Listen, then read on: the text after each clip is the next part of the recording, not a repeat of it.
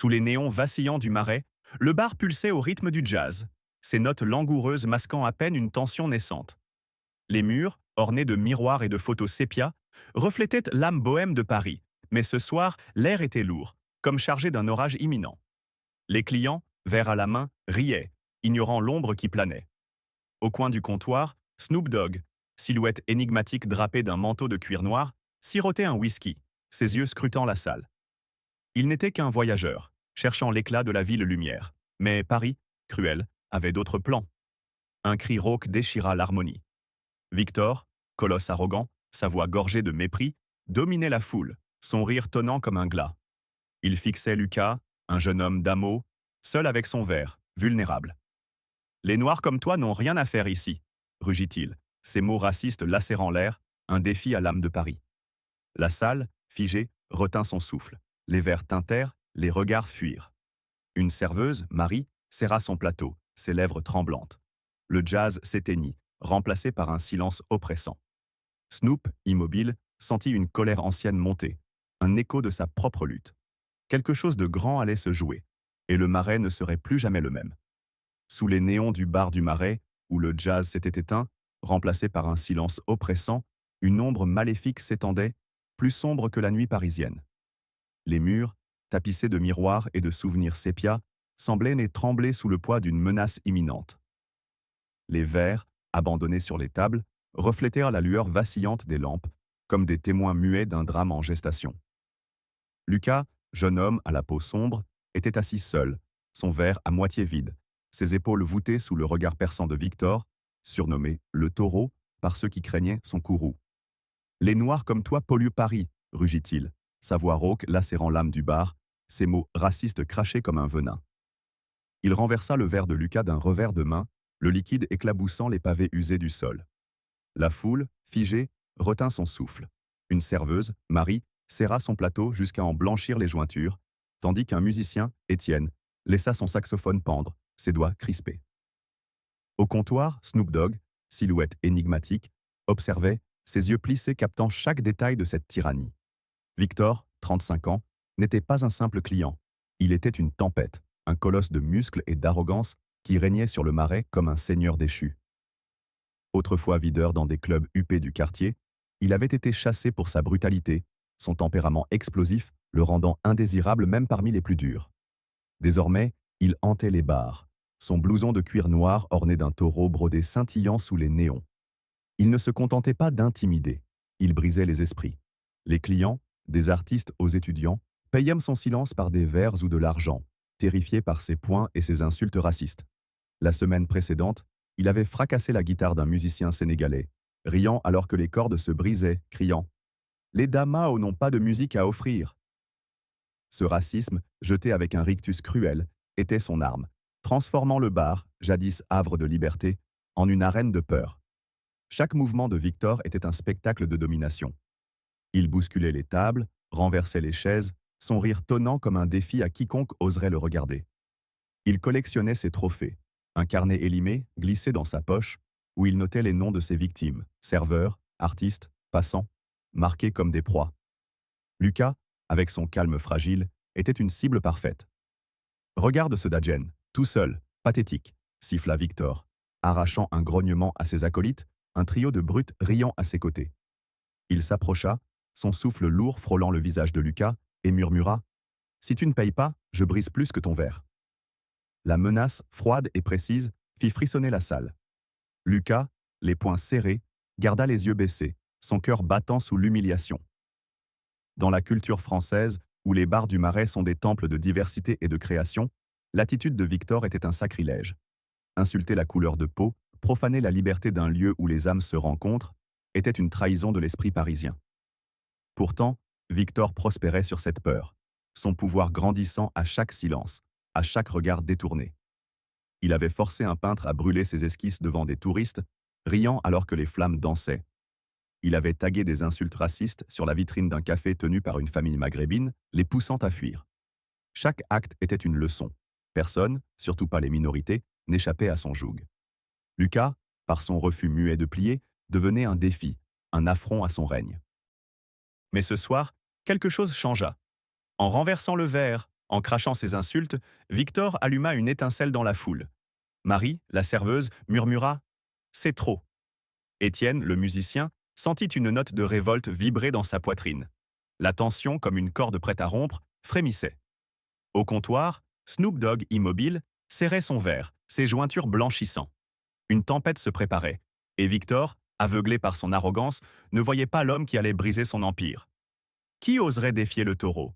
La réponse arrive, et elle sera explosive. Si cette histoire vous révolte, tapez « Justice » dans les commentaires pour crier votre soutien à Lucas. Abonnez-vous pour ne pas rater la suite. Un choc monumental vous attend, plus grand que les lumières du Marais. Partagez si la lutte contre l'injustice vous enflamme et restez pour l'épisode prochain. Une révolution s'annonce, et vous ne voudrez pas la manquer. Le bar du Marais, jadis un refuge où les artistes sirotaient des cocktails sous les notes du jazz, était devenu une prison sous le joug de Victor. Autour de Lucas, les clients formaient un cercle imparfait, leurs visages crispés par une indignation qu'ils n'osaient exprimer. Marie, la serveuse, serrait son plateau, ses doigts tremblants faisant teinter les verres vides, ses yeux fixés sur Lucas avec une compassion impuissante. Étienne, le saxophoniste, laissait son instrument pendre, ses lèvres murmurant une note avortée, comme si la musique elle-même refusait de chanter face à l'injustice. Un étudiant, Paul, assis près du comptoir, griffonnait nerveusement sur un carnet, ses ongles mordant le papier. Même Madame Claire, une habituée aux cheveux argentés, habituée à raconter des histoires du vieux Paris, baissa les yeux, son châle glissant de ses épaules. Il voyait tout. Le verre brisé, la photo lacérée, les insultes racistes, mais la peur les enchaînait. Un étau invisible forgé par des mois de terreur sous le règne de Victor. Victor, savourant ce silence comme une victoire, redoubla de cruauté. Il ramassa les morceaux de la photo et les piétina, son talon écrasant le sourire de la sœur de Lucas. « Tu veux parler, Dadjen » rugit-il, sa voix tonnant dans la salle, un défi à la foule autant qu'à sa victime. Il s'approcha, saisissant le col de Lucas, le soulevant légèrement du tabouret. Le jeune homme, les poings serrés, garda le silence, ses yeux brillants d'une colère contenue, mais son corps refusait de bouger, paralysé par l'humiliation. Victor, avec un sadisme calculé, lâcha un rire guttural, jetant Lucas contre le comptoir où un autre verre se brisa, éclaboussant le sol d'un éclat scintillant. « C'est ça, Paris! Personne ne bouge !» hurla-t-il, son regard balayant la salle, défiant quiconque d'intervenir. Ce n'était pas seulement Lucas qu'il brisait, c'était l'esprit du Marais, ce lieu où chaque verre levé, chaque note jouée, était un hymne à la liberté. Dans la culture française, où les bars sont des carrefours d'âme et le Marais un symbole de diversité, l'attitude de Victor était une profanation. Insulter la couleur de peau, déchirer une photo de famille, c'était nier l'essence même de Paris. Une ville où l'art et l'humanité s'entrelacent. Victor ne se contentait pas d'humilier Lucas. Il attaquait une idée, celle que chacun, quelle que soit son origine, a sa place sous les néons. Ces insultes racistes, d'Adjen, d'Amao, étaient des flèches empoisonnées, visant non seulement Lucas, mais tous ceux qui avaient déjà senti le poids du mépris. Quelques semaines plus tôt, il avait forcé un barman d'origine algérienne à nettoyer des insultes taguées sur la façade, riant alors que l'homme pleurait. Il avait brisé la chaise d'un poète haïtien, le forçant à quitter le quartier. Chaque victime renforçait son emprise, chaque silence de la foule son pouvoir. Pourtant, ce silence n'était pas vide. Sous la peur, une rage bouillonnait, une indignation prête à jaillir. Marie, la serveuse, sentit ses joues s'empourprer, son souffle court, comme si elle portait le poids de sa propre lâcheté. Étienne, le musicien, serra son saxophone, ses doigts tremblant d'une envie de jouer une note de révolte. Paul, l'étudiant, cessa d'écrire, ses yeux croisant ceux de Lucas, et une douleur ancienne, celle des injustices tues, remonta à la surface. Madame Claire, les mains crispées sur son châle, murmura un mot, à peine audible. Inhumain.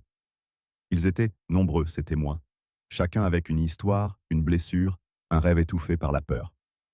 Mais Victor, inconscient de ce feu qui l'attisait, continuait son carnage, saisissant un autre objet de Lucas, un carnet d'esquisses, et le brandissant comme un trophée. « Ça vaut rien comme toi !» cria-t-il, prêt à le déchirer. La foule, figée, sentait son cœur battre plus fort, un grondement sourd montant de ses entrailles. Une jeune femme, serrant un bracelet, murmura « Ça suffit !» Un barman, essuyant le comptoir, écrasa un chiffon dans sa main, comme pour conjurer sa propre faiblesse. Le Marais, écrasé par la terreur, frémissait d'une révolte naissante, mais encore fragile. Victor, savourant sa domination, ne voyait pas la silhouette au comptoir, celle de Snoop Dogg, dont les poings se serraient, prêts à briser ce règne de haine. Lucas, le regard fixé sur les débris de sa photo, tendit une main tremblante, un geste d'espoir dans un océan de désespoir.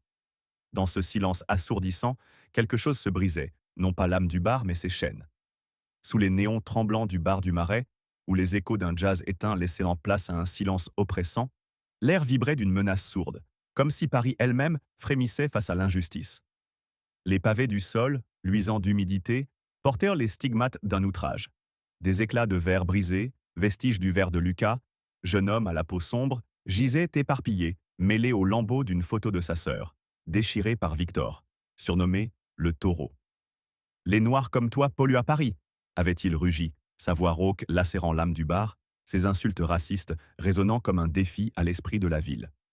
Lucas, le regard baissé, ses poings serrés contre le comptoir, luttait pour contenir une colère muette, son cœur battant sous l'humiliation. La foule, figée, formait un cercle d'ombres impuissantes. Marie, la serveuse, serrait son plateau, ses lèvres tremblantes. Étienne, le saxophoniste, laissait son instrument pendre, une note avortée dans l'air.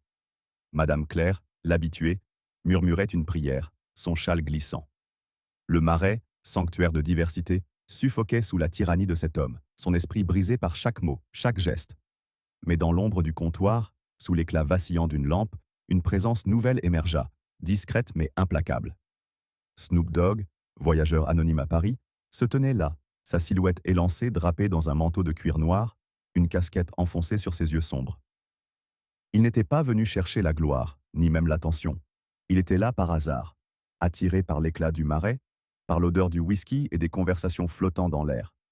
Pourtant, lorsque l'insulte de Victor, d'Adjen, claqua comme une gifle, quelque chose en lui se réveilla, une fureur ancienne, forgée dans les rues où il avait grandi, où le racisme était une ombre quotidienne. Il connaissait ces brutes, des lâches qui se nourrissèrent de la peur, qui brandissaient la haine comme un sceptre. Victor, avec son rictus cruel et ses mots empoisonnés, incarnait tout ce qu'il avait appris à défier. Lucas, avec son silence têtu malgré l'humiliation, lui rappelait le garçon qu'il avait été, luttant pour sa place dans un monde hostile. Snoop, immobile, observait chaque détail avec une précision chirurgicale. Il nota la démarche arrogante de Victor, ses épaules bombées pour intimider, mais aussi un léger tremblement dans sa main gauche, un signe de nervosité masquée. Il vit les acolytes de Victor, trois brutes riant à ses côtés, mais dont les regards fuyaient, trahissant une loyauté fragile. Il perçut la douleur dans les yeux de Lucas, un mélange de honte et de défi, et la rage contenue de la foule.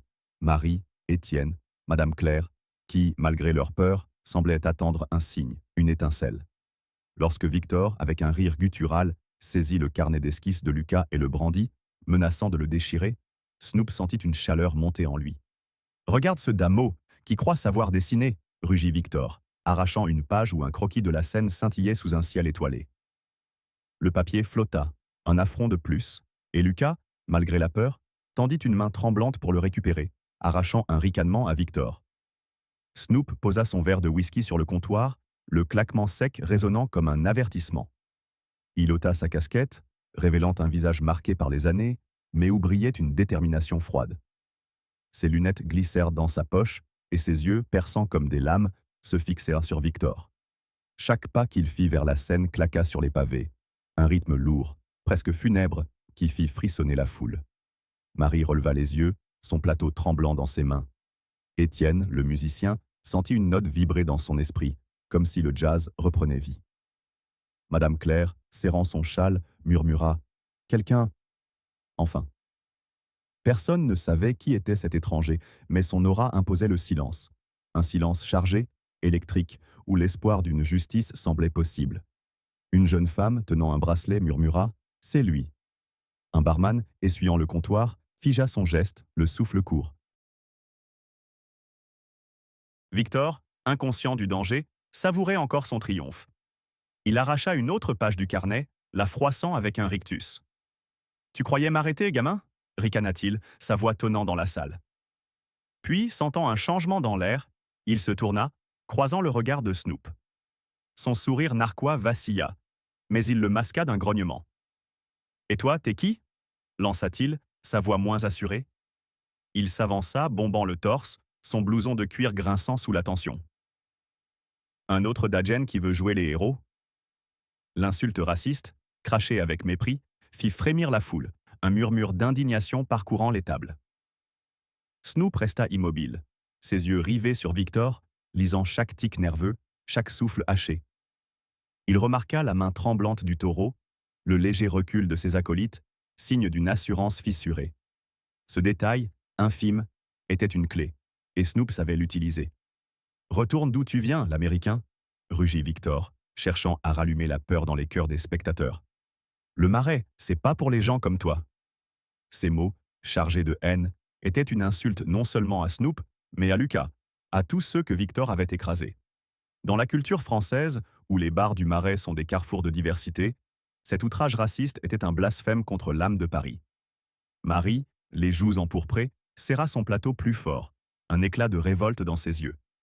Étienne, le musicien, crispa ses doigts sur son saxophone, une note imaginaire grondant dans sa poitrine. La rage, comme une braise, s'embrasait dans l'ombre, mais Victor, aveuglé par son arrogance, ne voyait rien. Il ramassa le carnet de Lucas, le brandissant comme un trophée. « Regardez cette merde !» cria-t-il, prêt à le déchirer. « Les Noirs n'ont pas d'art, pas de place ici. » Snoop, toujours silencieux, s'avança d'un pas mesuré. Il s'arrêta près de Lucas, s'agenouillant un instant pour ramasser un croquis tombé, une esquisse de la sœur du jeune homme, miraculeusement intacte. Avec un soin presque sacré, il le glissa dans sa poche, un geste qui arracha un sanglot à Marie. Ce n'était pas seulement un défi, c'était une déclaration. Il ne se battait pas pour lui, mais pour Lucas, pour le Marais, pour chaque rêve que Victor avait profané. La foule, fascinée, sentit son cœur battre plus fort. Étienne serra son saxophone, une mélodie imaginaire vibrant dans l'air. Paul, l'étudiant, cessa d'écrire, son regard brûlant d'espoir. Ce simple acte, sauver un croquis, transforma la peur en courage, comme si Paris elle-même reprenait son souffle. Victor, déstabilisé, éclata d'un rire forcé, un son rauque qui trahissait son malaise. « Tu joues les saints maintenant » rugit-il, sa voix tremblant de rage.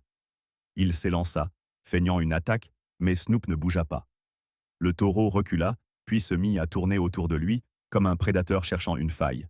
« T'es rien ici » lança-t-il, frappant l'air pour impressionner. Il raconta une anecdote cruelle. « La dernière fois qu'un idiot m'a défié, j'ai brûlé son étal devant sa femme. Elle pleurait, comme ce gosse. » Il désigna Lucas, espérant provoquer Snoop. Mais ces mots, loin d'intimider, attisèrent la fureur de la foule. Une jeune femme cria « Monstre !» Un barman écrasa son chiffon, ses poings tremblants. Victor, surpris par cette rébellion, perdit un instant sa contenance, mais il refusait de plier.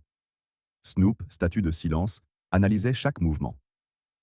Il remarqua le tremblement dans la voix de Victor, la sueur perlant sur sa tempe, la nervosité de ses acolytes. Puis, d'un geste lent, il fit craquer ses jointures, un son sec qui résonna comme un glas. Victor tressaillit, son assurance fissurée. « Tu veux danser » grogna-t-il, mais sa bravade sonnait creuse. Il lança un coup de poing, un jab rapide pour tester Snoop, qui esquiva d'un léger mouvement d'épaule, laissant le poing frôler l'air. La foule retint son souffle, sentant la tempête approcher. Victor, déstabilisé, frappa encore, un coup de pied visant le torse. Snoop le bloqua d'un avant-bras, le choc résonnant comme un avertissement. Pas un mot, pas un cri, juste une présence écrasante. Victor, sentant le contrôle lui échapper, plongea la main dans sa poche en tirant un couteau à cran d'arrêt. La lame brilla sous les néons, un éclat de menace qui glaça la foule. « Je vais te découper, Dajen !» hurla-t-il, sa voix brisée par la panique. L'insulte raciste, jetée comme un dernier défi, fit rugir la salle. Marie étouffa un cri, son plateau tombant dans un fracas. Étienne serra son saxophone, prêt à bondir. Snoop, imperturbable, fixa la lame sans ciller. Il ajusta sa posture, les épaules relâchées mais prêtes, une stance forgée par des années de survie. Victor, tremblant, s'élança, la lame visant la gorge. Snoop pivota, saisissant le poignet du taureau d'une main d'acier. Un craquement sec résonna. Pas une fracture, mais une torsion précise qui força le couteau à tomber sur les pavés. La foule, électrisée, sentit l'espoir renaître. Victor, humilié, tenta un coup de coude désespéré, mais Snoop le bloqua, le repoussant d'un revers de main. Le taureau trébucha, son blouson déchiré flottant comme un drapeau vaincu. Lâche! Cria Paul, sa voix perçant le silence. Le marais, témoin vivant, vibrait d'une indignation brûlante. Chaque client, serveuse, musicien, habitué, sentait que ce face-à-face allait au-delà de Lucas. Victor représentait la haine, l'oppression, le racisme qui avait étouffé leur quartier. Snoop, par son silence, portait leur révolte, une promesse de justice dans chaque geste. La bataille, à peine commencée, laissait présager un dénouement explosif. Mais la nuit était loin d'être finie. Lucas, adossé au comptoir, ses poings serrés, luttait pour contenir une douleur muette, son regard oscillant entre peur et espoir. La foule, jadis paralysée, frémissait d'une révolte naissante. Marie, la serveuse, serrait son plateau brisé, ses yeux brûlants d'indignation. Étienne, le saxophoniste, crispait ses doigts sur son instrument, une note de défi dans l'air. Madame Claire, l'habituée, murmurait une prière, son châle tremblant. Le marais, sanctuaire de diversité, vibrait sous une colère prête à exploser, mais Victor, aveuglé par son arrogance, refusait de plier. Victor, le souffle haché, tituba, son blouson de cuir déchiré, révélant un taureau brodé, terni par la sueur et la honte. Son rictus cruel vacilla, remplacé par une grimace de rage. « Tu crois m'avoir eu, Dajen » cracha-t-il, l'insulte raciste jetée comme une flèche empoisonnée, visant à rallumer la peur dans la foule. Ces mots, venimeux, frappèrent comme une gifle, ranimant une indignation brûlante. Marie étouffa un cri, ses ongles mordant ses paumes. Étienne, le musicien, serra son saxophone, une mélodie discordante vibrant dans son esprit. Snoop, imperturbable, ajusta sa posture, ses poings à peine levés, une stance forgée par des années de combats invisibles, pas sur un ring, mais dans des rues où la haine raciale était une ombre constante. Il ne répondit pas. Son silence était une arme, plus tranchante que la lame de Victor. Le taureau, sentant le contrôle lui échapper, plongea vers une table renversée, saisissant une bouteille de vin brisée, son goulot déchiqueté scintillant comme une arme improvisée. « Je vais t'écraser » rugit-il, brandissant la bouteille comme une lance. La foule, saisie d'horreur, retint son souffle. Une jeune femme, tenant un bracelet, se couvrit la bouche, tandis que Paul, l'étudiant, lâcha son carnet dans un geste d'effroi. Victor s'élança, la bouteille visant le torse de Snoop, son cri résonnant dans la salle « Paris n'est pas à toi, Damao !» L'insulte crachée avec fureur était un affront non seulement à Snoop, mais à Lucas, à tous ceux que Victor avait humiliés. Snoop, avec une agilité terrifiante, esquiva d'un mouvement fluide, la bouteille s'écrasant contre le comptoir dans un fracas de verre, éclaboussant le sol de vin rouge comme une mare de sang. La foule hurla, un mélange de peur et d'espoir, sentant la tempête approcher. Victor, furieux, enchaîna avec un coup de poing sauvage, visant le visage de Snoop. Ce dernier para avec son avant-bras, le choc résonnant comme un glas dans la salle. Sans perdre une seconde, Snoop riposta.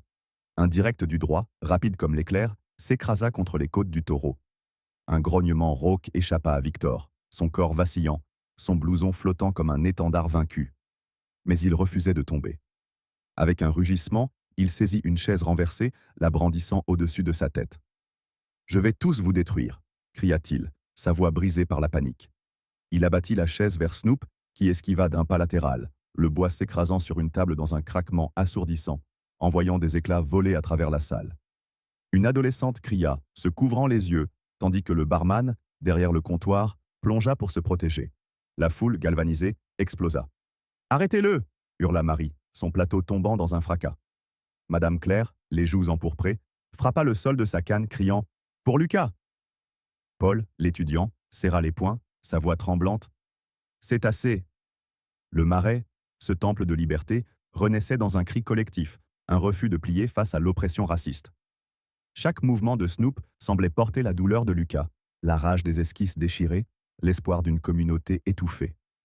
Victor, désorienté, tenta une riposte désespérée, saisissant un tesson de verre sur le sol. « Je vais te crever, Dajen !» hurla-t-il, sa voix un râle de désespoir.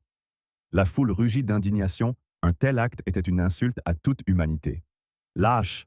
cria Étienne, son saxophone tremblant dans ses mains. Snoop, avec une précision chirurgicale, esquiva le tesson, arrachant l'arme des doigts de Victor d'un mouvement sec. Le verre vola, s'écrasant contre un miroir dans un éclat scintillant qui fit frissonner la salle. Puis, avec une force contenue, Snoop frappa. Un crochet du gauche s'abattit sur la mâchoire du taureau, faisant jaillir une goutte de sang qui tacha les pavés. Victor tituba, ses jambes flageolantes, mais son orgueil refusait de plier. Il plongea en avant, visant le torse de Snoop avec un coup de genou. Snoop para, le repoussant d'une main ferme, et enchaîna avec un uppercut foudroyant qui projeta la tête de Victor en arrière. Un craquement sinistre résonna, et un murmure d'effroi parcourut la foule. Marie, les mains sur la bouche, murmura « Mon Dieu !» Ce combat n'était plus seulement physique, il incarnait la lutte du Marais contre la haine.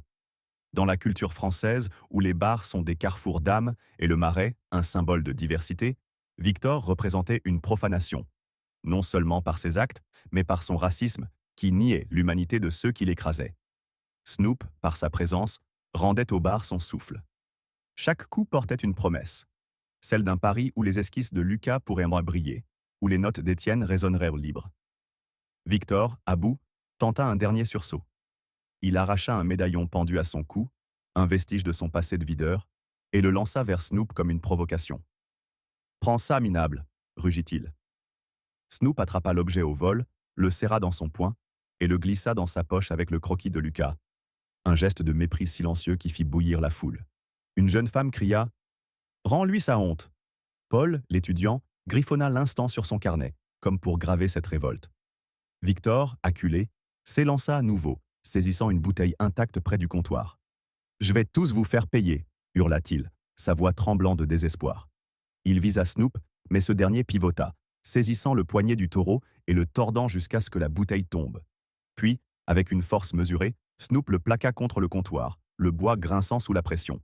« C'est fini !» déclara-t-il, sa voix un verdict sans appel. Victor, épuisé, glissa au sol, son corps s'effondrant comme une marionnette sans fil. La foule, en transe, sentit une libération imminente.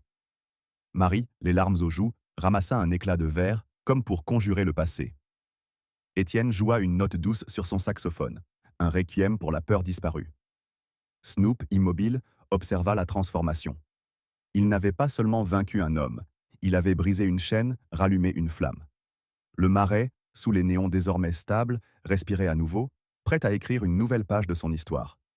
Madame Claire, l'habituée, frappait le sol de sa canne, criant « Justice !»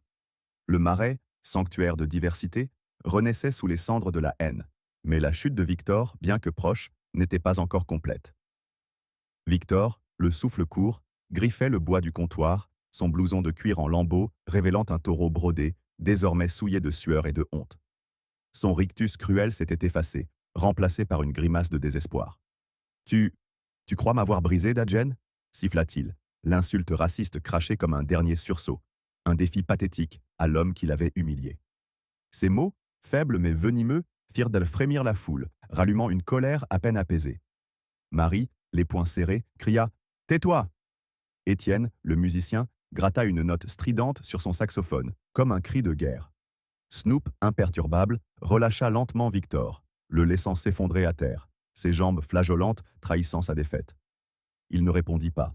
Son regard froid comme l'acier parlait pour lui, un jugement silencieux qui pesait plus lourd que n'importe quelle parole. Le taureau, à genoux, tenta un ultime acte de défi. Il plongea la main dans sa poche, saisissant son carnet élimé. Ce recueil de noms, ses victimes marquées comme des trophées. « Vous ne serez jamais libre !» rugit-il, sa voix brisée, brandissant le carnet comme une arme. Il arracha une page où le nom de Lucas était griffonné à côté d'insultes racistes. Damao, déchet, et la froissa avec un rictus de maniaque. La foule, horrifiée, rugit comme un seul homme. Paul, l'étudiant, lança un stylo vers Victor, manquant de peu, son cri perçant l'air. « Monstre !» Madame Claire, les larmes aux joues, murmura « Inhumain !» Snoop, d'un mouvement rapide, arracha le carnet des mains de Victor, le déchirant page par page. Les noms, serveurs, artistes, passants, s'envolèrent dans l'air, comme des âmes libérées, tombant sur les pavés comme une pluie de rédemption. Ce geste, simple mais puissant, fit taire Victor, dont les yeux s'écarquillèrent, comprenant enfin l'ampleur de sa chute. Dans la culture française, où les bars du Marais sont des temples de liberté et de diversité, la tyrannie de Victor était une trahison. Ses insultes racistes, ses actes de cruauté, briser des verres, déchirer des photos, menacer des vies, étaient une insulte à l'âme de Paris, une ville où chaque note, chaque esquisse est un acte de résistance. La foule, en assistant à la destruction du carnet, sentit une catharsis collective. Marie ramassa un lambeau du carnet, le serrant comme pour conjurer des mois de peur. Étienne, enfin, joua une note douce sur son saxophone, un chant de victoire qui s'éleva dans la nuit. Paul, griffonnant à nouveau, captura l'instant, comme pour graver cette révolte dans l'histoire du Marais. Victor, brisé, tenta de se relever, ses mains glissant sur le comptoir. Vous, vous regretterez ça, bégaya-t-il, mais sa voix n'était plus qu'un murmure, noyé par le grondement de la foule. Snoop, immobile, le fixa un instant, puis se tourna vers Lucas. Tiens bon, murmura-t-il, glissant le croquis intact dans la main du jeune homme. Ce geste, empreint de compassion, arracha un sanglot à Lucas, qui serra l'esquisse contre son cœur. La foule, unie, forma un cercle autour du comptoir, non pour juger, mais pour témoigner. Madame Claire posa une rose fanée sur une table, un symbole fragile mais vivant. Marie, reprenant son souffle, ramassa son plateau, déterminée à ne plus jamais baisser les yeux. Victor, abandonné, s'effondra complètement, son carnet en cendres, son pouvoir dissous. Ses acolytes, jadis rieurs, s'étaient éclipsés dans l'ombre, fuyant la honte de leur chef. Le Marais, sous les néons désormais brillants, respirait à nouveau. Les pavés, encore tachés, portaient l'histoire d'une nuit où la haine raciste avait été terrassée, où la justice avait triomphé. Snoop, sans chercher la gloire, ajusta son manteau, prêt à s'éloigner, mais son ombre restait gravée dans les cœurs. Le bar, libéré, vibrait d'une promesse, celle d'un Paris où Lucas pourrait dessiner, où Étienne pourrait jouer, où chaque âme trouverait sa place. Alors que Lucas, soutenu par Paul, l'étudiant, s'éloignait vers une chaise pour reprendre son souffle, un grondement sourd monta de l'ombre. Un acolyte de Victor, resté tapi près d'une table renversée, émergea, ses yeux brûlants d'une loyauté aveugle. Dans sa main, un tesson de bouteille scintilla sous les néons, brandi comme une arme de vengeance. « C'est pas fini, Dajen », rugit-il, sa voix tremblante de rage, visant Snoop, l'homme qui avait humilié son maître. La foule, saisie d'effroi, sentit son cœur se serrer. Comment osait-il, après tout ce que le Marais avait enduré, le verre brisé, les esquisses profanées, les insultes racistes, défier la justice si durement gagnée? Marie cria « Non », son plateau tombant dans un fracas. Étienne serra son saxophone, prêt à bondir. Madame Claire, les mains tremblantes, murmura « Assez de haine ». La tension, à peine apaisée, explosa comme une tempête. Snoop, alerté par le tumulte, tourna la tête, ses yeux captant l'éclat du verre. Sans un mot, il s'avança, ses pas lourds claquant sur les pavés comme un avertissement. L'acolyte, intimidé mais poussé par une fureur désespérée, lança le tesson vers Snoop, un cri sauvage déchirant l'air. La foule hurla. Paul se couvrit les yeux, une adolescente s'agrippa à une table. Mais Snoop, avec une agilité surnaturelle, esquiva le projectile, le verre s'écrasant contre un miroir dans un éclat scintillant. En un éclair, il saisit le poignet de l'acolyte, le tordant jusqu'à ce qu'il lâche un gémissement de douleur. « Rentre chez toi », murmura Snoop, sa voix grave portant une menace silencieuse. L'acolyte, tremblant, s'effondra, puis s'enfuit dans l'obscurité, disparaissant sous les regards méprisants des clients. Ce moment fugace, chargé de défis, scella la renaissance du Marais. La foule, indignée par cette tentative de prolonger la tyrannie, comprit que Victor n'était qu'un symptôme d'un mal plus profond, une haine raciste qui prospérait sur la peur. Marie, reprenant son souffle, ramassa un éclat de verre, le serrant comme pour conjurer le passé. Étienne, enfin, joua une note douce sur son saxophone, un chant qui s'éleva dans la nuit, comme une promesse de liberté. Snoop, immobile, se tourna vers Lucas, lui tendant une main ferme. « Lève-toi », dit-il, sa voix basse mais empreinte de chaleur. Lucas, les larmes aux yeux, se redressa, serrant le croquis comme un talisman. Ce geste, simple mais puissant, transforma la colère en espoir. Dans la culture française, où les bars du Marais sont des carrefours d'âmes, cette nuit marqua une empreinte indélébile. Les insultes racistes de Victor, d'Adjen, d'Amaou, s'évanouirent dans l'air, remplacés par un cri collectif d'égalité. Les esquisses de Lucas, même déchirées, devinrent des symboles de résistance, non de perte. Snoop, sans chercher la gloire, avait rendu au bar son souffle, sa fierté. Marie rouvrirait son service, Étienne jouerait ses mélodies, et Lucas, un jour, dessinerait à nouveau. Chaque client, serveuse, musicien, étudiant, portait désormais une leçon. Le courage naît du refus de se taire, la justice du refus de plier. Mais l'histoire trouva son apogée dans un ultime acte. Alors que Snoop s'apprêtait à partir, une lueur vacilla près du comptoir. Une chandelle, renversée dans la lutte, avait embrasé un tas de débris, des lambeaux du carnet de Victor, mêlés à des esquisses brisées. Les flammes, rouges et voraces, menaçaient de consumer ce qui restait de l'héritage de Lucas.